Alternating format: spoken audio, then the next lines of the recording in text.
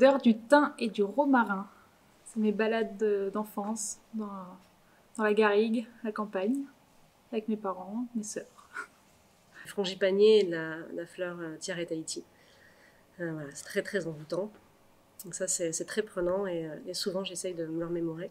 L'odeur du chèvrefeuille qui me rappelle encore aujourd'hui l'huile parfumée que ma grand-mère nous mettait dans le bain. L'odeur des pins, de la pinède et de la mer. L'odeur du thym, du romarin, de la lavande, en allant balader justement au bord de l'eau.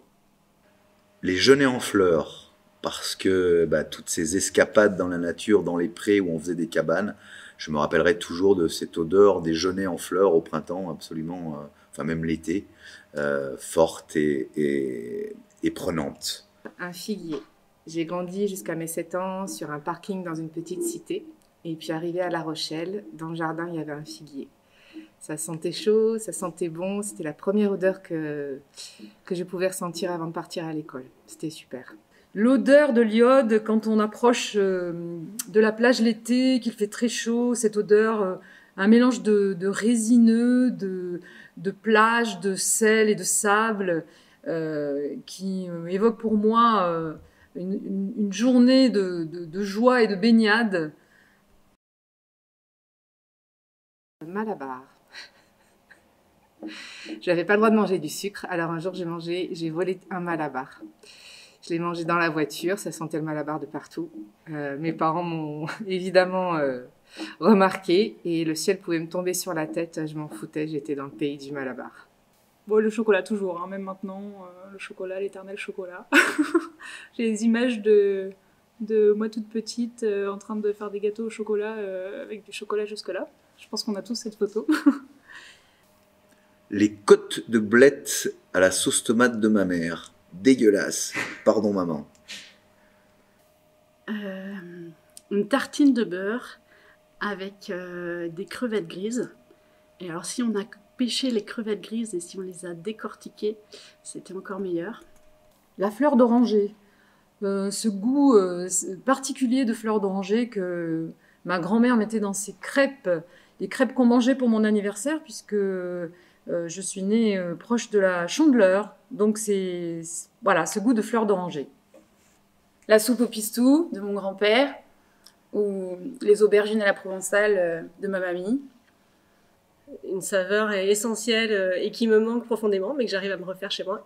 Ça s'appelle un poé. Alors le poé, c'est un dessert.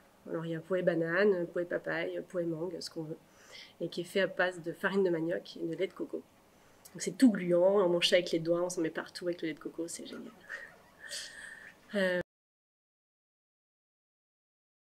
Les plages de l'estuaire de la Gironde, qui sont parfois des criques dans de la craie comme ça incurvée, ou bien de très très longues plages, toutes plates, des plages sur lesquelles j'ai passé tous mes étés, enfant, ado, etc., jusqu'à aujourd'hui.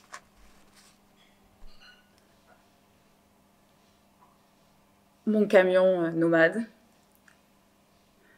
De la Corse à la Croatie, en passant par le Maroc. Ma cabane secrète.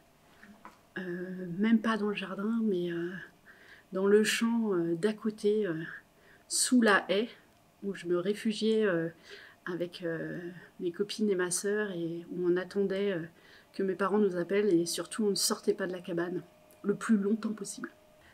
Un lieu, le lieu Saint-Malo.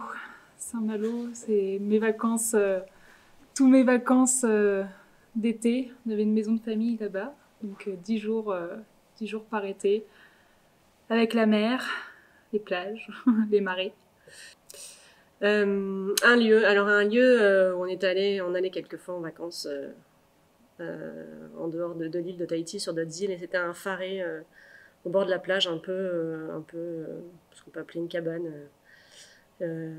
ici, donc un pharé sur l'île de Moorea.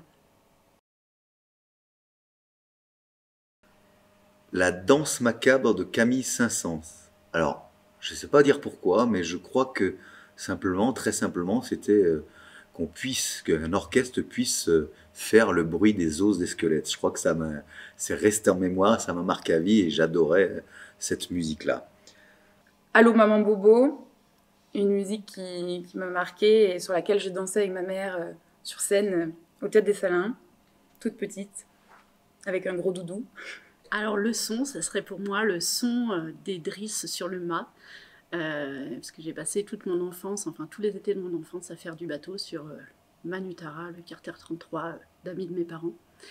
Et ce son-là, même quand je retourne dans un port, voilà, il y a toujours une émotion particulière à l'entendre. Et du cri des mouettes, que j'appelais les mouettes les kékés en référence à leur bruit quand j'étais petite. Le piano de mon cours de danse. Chaque note collée à chaque pas et c'était un vrai bonheur. Le son du bruissement des palmiers dans le jardin de mes parents, un son très particulier, très doux, en même temps très constant quand dans cette région il y a toujours une petite brise fraîche en hiver et chaude l'été. Et c'est un bruit que j'entendais de ma chambre au premier étage, avec une lumière qui filtrait à travers les persiennes et le petit bruit des palmiers. Ma grand-mère, le pilier de mon enfance, de mon adolescence, de ma vie de jeune femme aussi, et jusqu'à sa mort, qui m'a accompagnée beaucoup et encore aujourd'hui. Tonton La Pipe, c'est un de mes oncles. Il fumait la pipe tout le temps, il parlait Brassens, écoutait de la musique avec mes parents et il m'a toujours impressionnée. Bah, mes parents, évidemment, ma sœur. Et puis Lorna, ma copine d'enfance de mon quartier, avec qui je passais beaucoup de temps. Catherine Masdelier, si elle m'écoute, ma petite amoureuse du début, où on a mis à peu près 6 mois à se faire la bise quand même. Et c'était d'une très jolie fille, très gentille, très douce, et voilà, elle me faisait craquer. Ma grand-mère maternelle, qui venait me garder souvent pendant les vacances, et avec qui je faisais des jeux de cartes, un de mes plus grands souvenirs d'enfance. Et je n'ai pas d'objet.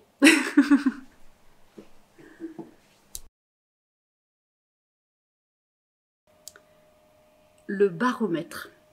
C'est un objet hautement important dans les familles qui habitent à côté de la mer, où tout le monde passe son temps à taper dessus, tic, tic, tic, tic, tic, et à regarder cette petite aiguille qui ne varie pas, toujours sur temps variable. Les jumelles de mon père, parce que j'ai toujours vu le monde et la nature sauvage à travers les jumelles de mon père qui me montraient, qui me disaient regarder le faucon pèlerin, ou le renard au bout d'un pré, ou voilà, plein d'autres oiseaux qui m'entouraient et qui m'a ouvert à la curiosité du monde sauvage qui nous entoure. Un objet, mes billes bleues, que j'échangeais, que je partageais et avec lesquelles je jouais dans la cour de l'école. Mon petit vélo rouge, un vélo que j'ai reçu, mon tout premier vélo que j'ai reçu pour mon anniversaire, pour mes 4 ans, que j'adorais et que j'ai gardé très très longtemps, et bien tard, quand j'étais déjà adulte, je voulais pas le jeter. Mon objet sera les billes.